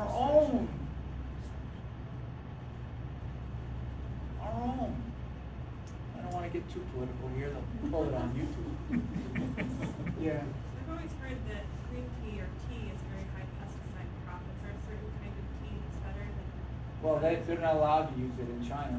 They're not? No. The best thing you can do is go to an Oriental food market and get all their teas there. They have some really expensive stuff. It's like $78 for a big tube like this. That's your rocket fuel. Do you think organic green tea is? I think it's okay. is Yeah. adequate? Yeah, they had Costco had this beautiful green organic tea at the time. You have to be careful of the bags. The Tea microplastics, bags, yeah. Well, you get it loose, get it loose. Yeah, loose. Well, the new microplastic thing that's going on now is not fun. But let me finish with thyroid. Because thyroid is the big one, right, in the room. Understated. All right. So women have a lot more problems with thyroid than men. And there's a reason for this. Because they need 15 times more iodine than we do. 15 times more iodine. Now the doctors, Dr. David Brownstein, you can look at his YouTubes. I went to his seminars when he was at the University of Miami 10 years ago. And there's a Dr. Stephanie Seneff. She's a DO. She did a lot of this research. And I've used it for years and years. But basically, here's the kicker. When you come into my office and you got some sort of serious problems, we throw an ultrasound on you. We look at all your organs, liver, gallbladder, pancreas, but we also look at your thyroid. You can have normal thyroid panel, TSH, free T4, free T3, and the TPO, all totally normal. And we do an ultrasound on your thyroid, it looks like the Rocky Mountains full of nodules. And inhomogeneous, the membrane's completely obliterated, it looks like shredded wheat. This is subclinical hypothyroid. Where's the problem? The problem is that this membrane triggers the TSH, thyroid stimulating hormone, from the pituitary gland, comes down, says it's morning, we gotta get to work, get your ass in gear, come on, we gotta make a lot of this, liberate a lot of this T4 through the system. And if that membrane isn't there, you're not getting the message. And this membrane attracts the iodine, which is very low in our diet, and selenium, which is low in our diet. These are two critical forces in thyroid function. Very underestimated in my opinion, in Western medicine. What about tyrosine? Tyrosine, oh, I'll explain that in a minute. Right? So T4 is L-tyrosine, which is loaded in meat. So if you eat any kind of meat, fish, chicken, or beef, you're getting enough L-tyrosine, usually, unless you're severely constipated. Then everything's out the door. Okay, so your thyroid, and here's the other thing, it's not well known. The woman's ovaries make T4. The woman's ovaries make T4 like the thyroid. Not well known. All right, now the T4 is made with L-tyrosine, and you need a selenium enzyme to connect the 4-iodine to the L-tyrosine to make T4. Tyrosine, 4-iodine. Right? Now, without that selenium, your T4 is going to fall on the floor. Your T4 is going to be low. In which case, in order to save energy, your thyroid will make a lot more T3. So your T4 is low, your T3 is high. So, what about that? Now, here's the kicker. Your thyroid and your ovaries will store T4. And I think your uterus stores T4 all month as well. All right, because they're all connected. So what happens is, you need a selenium enzyme to break off one of those iodine to activate the mitochondria. That's the signal to get your ass in here, right? So what happens is that the selenium enzyme, if it's not there, if you're low on selenium, it'll break off by itself when it's needed, but the selenium is an antioxidant that sucks up what they call a peroxide that's given off when the T3 is formed. Now this peroxide is exactly the same stuff you buy at the drugstore, hydrogen peroxide. They usually have chemistry. The formula for hydrogen peroxide is H2O2. 2 hydrogen, 2 oxygen. Very unstable. When you pour hydrogen peroxide on a wound, it bubbles up. Well, what does it bubble up into? It bubbles up into water and O1. We breathe O2. O1 burns you up, burns the tissue. Really burns the tissue. And so what you get is nodules on the thyroid, ovarian cysts, because just before, it takes a lot of energy to cook an egg at the end of that month, or 28 days, right? So all this T4 starts breaking down to T3 to wake everybody up, and there's no selenium down there, so now you get this peroxide buildup, which burns the inside of and seals itself off, by the way, and it fills up full of water. Where does the water come from? The H2O2. So you have an ovarian cyst. You have dense breast tissue, fibrocystic breast. Where did the cyst come from? Definitely, there's research all over the place to tell you that if you're low on iodine, if you're low on selenium, you're going to get dense breast tissue because you're building a peroxide buildup in your breast. But you don't hear that anywhere. And you wonder why. You wonder why. All right? So we recommend Lugol's 5% solution, 1 drop a day in a glass of water. If you think you're sensitive to iodine, which one, I haven't had one yet, but there are a few out there that I haven't seen. This is after like 15 years of prescribing iodine. You put 1 drop in a liter of water and drink that all day and break yourself into the iodine. Now what's happened, when we were kids, up until the 60s, they preserved the wheat flour with iodine. That's what preserved the wheat flour. Well, then they got the great brilliant idea to use bromides. They stopped using iodine and put bromides. Bromides is a halogen. It takes the receptor of the iodine. So when they give some patients iodine and they have a reaction, it's because the bromides are released and they're toxic when they're released all at once. And the symptoms is bromide poisoning, but they attribute it for taking the iodine. So that's why they say you shouldn't take iodine when you have a deficiency. Total bullshit. I'm sorry, I should have said that. So what did you say to take? Lugol's iodine and 1 drop per day in a glass of water. Lugol's 5%. You can order it at our office if you want, or you can buy it online. Yeah, it's hard to find. Yeah, we have it if you want to buy it. Or you can find it online if you want it. The other one is selenium methionine. Yes. That's the one that they use. 200 micrograms. 200 micrograms if you're steady, but I think 400 is 400, and then if someone has some serious cysts and whatnot, we give 800 micrograms a day. So, do you think that these could be the missing link in menopausal women who are trying to lose weight? Selenium and iodine. Menopausal women usually have a clogged liver and they can't process their fat properly. But they also often have hypothyroid. Oh yeah, they have hypothyroid, but you do the blood test. If the blood test comes up negative, then you should do an ultrasound on the thyroid, take a look at it. 9 out of 10 times the membrane's gone. It's called inhomogeneous thyroid. Do you think of hearing loss? What's that? Well, you call the office and I'll give you an oil. Where is your office? It's in Florida. I So flew you up don't have here. a local office? Not here, no. I don't have a license to practice here. Where in Florida? It's 6 miles west of Fort Lauderdale. It's called Lauderdale. But if you take some tea tree oil and mix it with some coconut oil. Maybe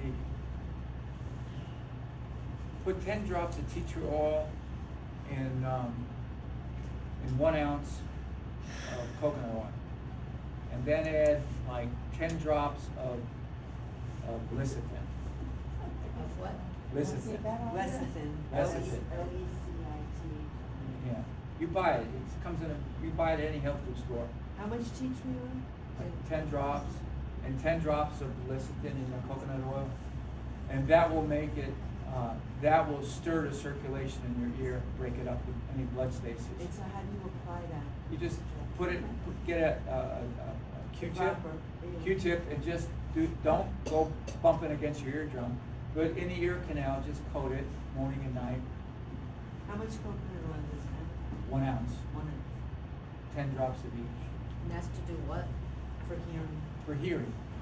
It's also good for ear fungus and anything else you got. But it really stimulates blood flow in the whole cochlea and the whole oxygen. Yeah. And if you got any earwax in there, it'll pour out sooner or later. Of course, the phosphatidylcholine will melt it. Yes. Well, thank you for all of your expertise. It's been very enjoyable. Can you speak a little bit more about the statins, or give us a good resource of why we shouldn't be taking them, and memory loss and all of that? Is there someone good that we can follow? Yeah. Yeah.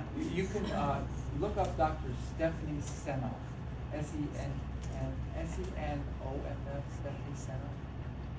She has several videos on it. She, you know what? Look up She Hates Statins. Now she's MIT. She's not chicken shit university. You know. What do you think about Steve Sinatra's book? Oh, Steven Sinatra. Well, he just died recently. Yeah, I know. Yeah, well, his work on cardiovascular and Q10 coenzyme is immortal. Yeah, But his book, The Great Cholesterol Man. oh yeah. It's all. Yes. Hi, my name Yes. is Juliet. I'm Suzanne's friend. Yeah. And I have a question. You talk about metabolic plates. Mostly talking about environmental. What you have to say about parasites? Oh, parasites. That's a whole other subject. There's a lot of connection of parasites with dysfunctional organs. We're just recently getting into that. There's several parasite cleansers we use in the office, depending where we think it is. It's a real touchy subject. You gotta come in and be treated for that. We gotta keep an eye on that, because that can really be. That stuff, when those guys die, they give off all kinds of toxins. So we like to prep you with an IV vitamin C glutathione, then give it to you. And then give you that glutathione and take it home. Yeah.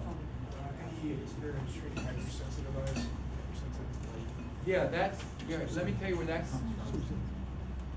Okay. Remember I talked about the tear film, how it nourishes the aqueous humor, goes back and nourishes this vitreous humor like egg white. That goes to the Mueller cells. The Mueller cells take this nutrients and they pipe it in all 10 layers of the interstitial fluids of the retina. Interstitial fluids of the retina. The interstitial fluids of the retina are fed by the blood supply and this nourishment from the ear. All right. Now, you have two sets of organs, cells that see, rods and cones. All right. Now the rods see at night. The cones see in the daytime. Now the cones are connected to these cells called. I got a brain fart. Low blood sugar. Bipolar cells. They're connected to bipolar cells. Now, in the center of your vision are all cones. This is where you get your acuity. And one cone is connected to one bipolar cell. All right? And so, when it's not as sensitive as it is. But the peripheral vision are all these rods And you get 35, it depends who you read, 35 to 300 rods connected to one bipolar cell to trigger a response. Now, there's bright lights in here. You need dimmer switches on those rods because they're 35 times more sensitive than the cones. Now, these dimmer switches are called immigrant cells and horizontal cells. And they're attached, and they put in neurotransmitters to calm down the rods so that you don't have this huge contrast. All right? So the problem is you're not nourishing your immigrant cells and your, all right? So if you came in and got 2 weeks of gas on your eyes, it'd all go away. That would be easy. And the other thing you can take is bilutine, berries, and krill oil, and all the blueberries you can eat. It will help nourish this interstitial fluids of the retina. Also, the enzymes will help clear out any congestion in the circulation of the eye. So when you write your next book? I don't know. It's all I can do to keep it costs $20,000 a month to run my office. And there's get some slim months, man, let me tell you. It's tough. And you guys got extra money you want to dedicate, let me know. Of course, if you were in this room, you wouldn't need it. You wouldn't need it. Go ahead. Yes, once you have glaucoma, like I have tiny little vision, I've lost all the peripheral vision. Can you ever get that back? How long has it been? Maybe a year. Oh, yeah. Possible. All right, the Koreans did research, and those cells that aren't working, there's a high probability they're in what do they call when a bear? Hibernate. They're in hibernation. They're not working, but they're still living. See, that's why she can see after 25 years of seeing black, because some of her cells were still alive, but didn't have enough energy to see yet. Now, the Koreans say it's 3 to 6 years, and you're only 1 year. You'd have to come and see us for at least 3 weeks, but I think we can get it back. I think. Can't guarantee it. I am alternative. If you raise this stink, they'll come and take my license. So I absolutely hate to interrupt this. I just want to thank Dr. Campbell, and I want to ask all of you, do you like the way he thinks? Yeah, Of course. Right? Outside the box. I mean, you gotta love it. I could listen to him for endless hours. And so we officially have this room until 2 o'clock. It is 2 o'clock. I don't think they're gonna come and throw us out if you wanna visit with Dr. Campbell, as long as, you know, it's. We'll talk until they throw us out. Yeah, Anybody has any more basically. questions? If not, we'll call it a day. But I just wanna say, thank you so much, Dr. Campbell, for sharing here in our community. It's not a big deal. Well, thank you, Suzanne, for bringing us all together. It is a big deal. My pleasure. Yeah. It's a big deal. I think that really thinks you rod, but I don't see that, I didn't know that. So he was nourishing your eyes. Well, the rods really like purple pigments. And well, put them in a blender. Carrots were the thing, I don't understand. Carrots is a carotenoid, but it's not the real. Get it. You know, Standard Process makes a vitamin A complex, compositum, that has all the vitamins A. Standard Process, it's a company. They make a good vitamin A. We hand it out like candy. What about Pycnogenol, you know, that's another opiates. Yeah, those are, you know, that's like astaxanthin. It gets in there and does a good job. There's been some research that pycnogenol does a really good job. It's hard to get because they kill a lot of pine trees making it. Yeah, it's Or OPCs in general. yeah. Yeah, that would help. Yeah, reduce the oxidative stress. Yeah. There's an isotonic product that I'm aware of that there are people with they've had testimony and taking large amounts has helped their vision. Have you ever? No, I am not, but it's in my memory, and when I get back, I'm gonna look it up. Yeah. Two things, dry eye syndrome, so like my eye doctor gave me Restasis, so what is there to be Okay, used so naturally? here's what we do. Yes, what do you do?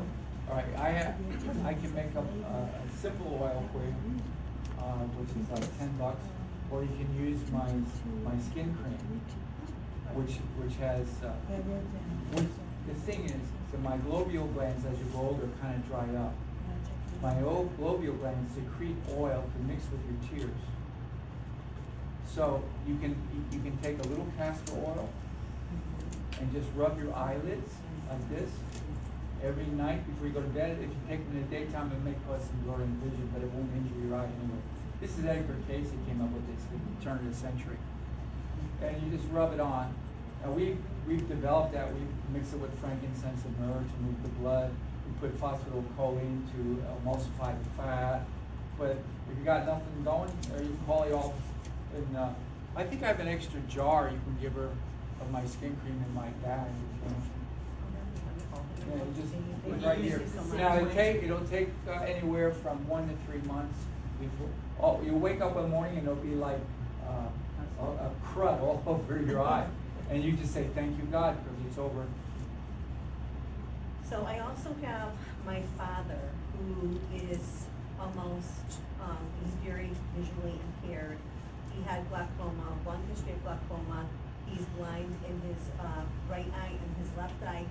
He's able to see like 3 lines down on the chart. What? He had a corneal abrasion which got worse. Now he's on It always is steroids. worse. And so he's not able to drive. Very difficult for him to navigate and see.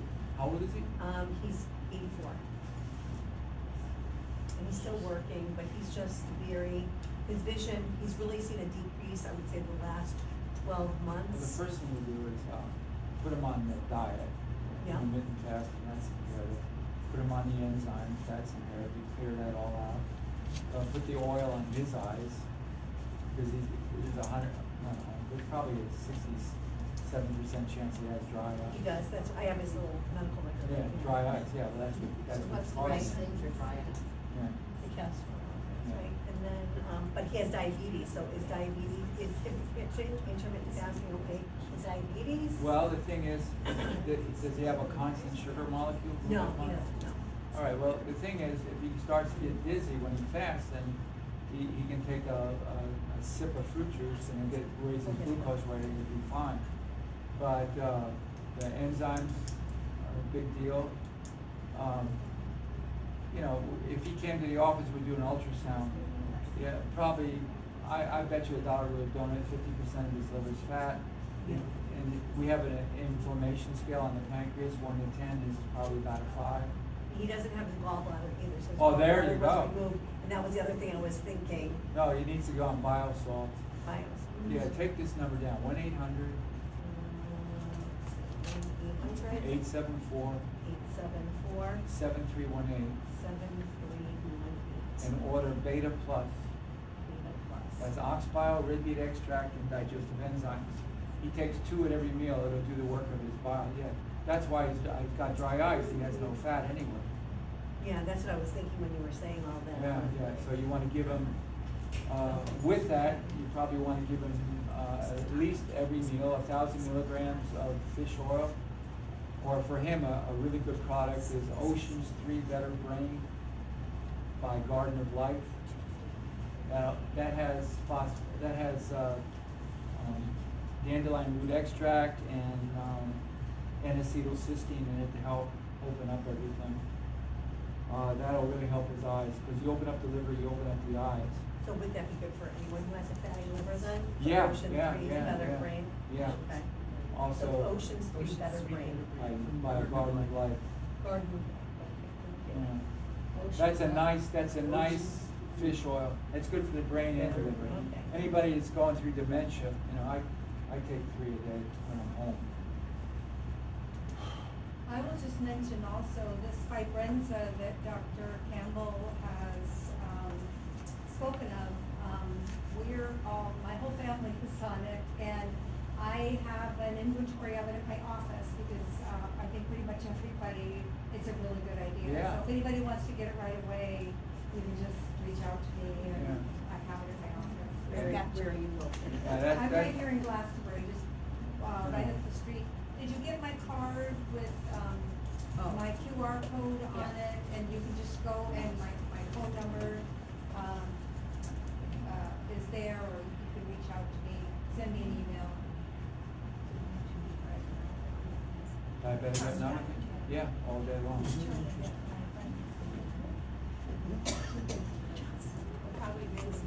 But he's gotta be careful, because he can wake up one morning and he's blind.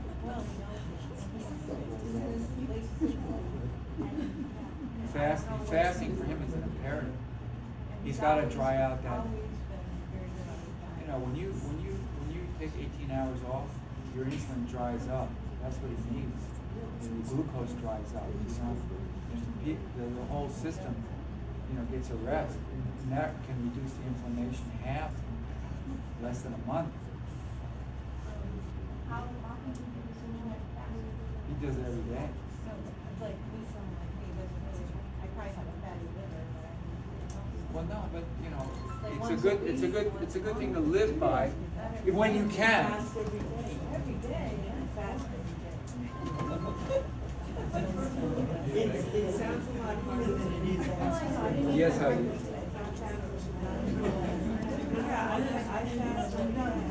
Yeah, all you want, help yourself. Yeah. Call up before you go, because I'm giving a lecture as we talk, so I gotta go. How do you feel about dairy? I think if you have good digestion, organic dairy is good. But here's the kicker. They give the cow bovine growth hormone. So this is a sea of estrogen, right? And there's estrogen in soy products, phytoestrogen. So if you look at a baby's formula, it's loaded with soy products, it's loaded with estrogen. Then they mix a milk that's loaded with estrogen, and they wonder why there's so much gender confusion. The baby's brain is not talking to the balls yet. Not. Right? And the brain is trying to feel the testosterone go. Instead, it gets a sea of estrogen, and it doesn't know if it's a boy or girl. But how do you see That's inflammation crazy. as its role in inflammation? If you have a bad gut, see, milk breaks down to ammonia really quickly. Ammonia will irritate the liver and everything. Having said all that in a healthy digestive system, just like the meat, when it rots, it stimulates the colon, get this stuff out the back door right away. All right? How many people do you think have healthy digestive systems? Well, there's one here. I can eat it. I guide all my clients. Yogurt was good for me. Okay. They need it. Yeah, I mean, I'm reading all about that. You know, there's Yeah. We were on dairy enough. It depends on what you're dealing with. you know, if you have inflammation, dairy makes it worse. But Thank you. That's all I need to hear. That's you my know, you point. can't, you know, that ammonia buildup. Everybody has a dimension. Say where it is. Everything dairy. But other than that, interesting, I'm not sure, trust me, I think. Okay, well, I'll be back in 6 months. Okay. God bless you.